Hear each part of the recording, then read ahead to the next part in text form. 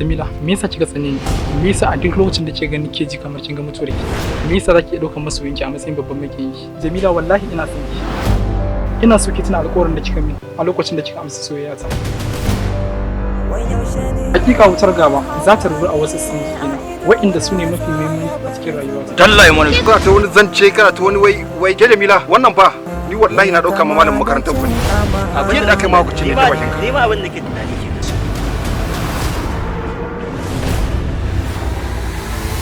Cin amana.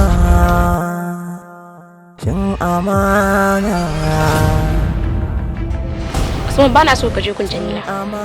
Saboda yadda ka sani a da ba Jamila yanzu bace. Jamila gaba ɗaya rayuwarta ta canza. Yanzu haka ba na tare da Jamila.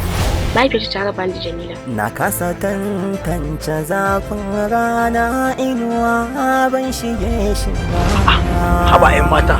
Ni fa kawai abin da nace balla mun nake son ki. Allah ya tsarka tarina da sarar shuka.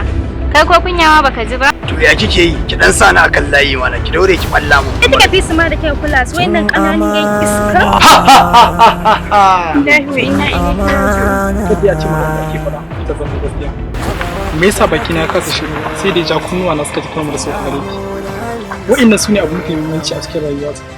Amma yanzu da fuske su na aiki. Amma gaskiya dole in jinjina ma dan kai namijin kokari. Ni wallahi na dauka malamin makarantar Islamiyya. Kai cin amana ne kama da cin amana.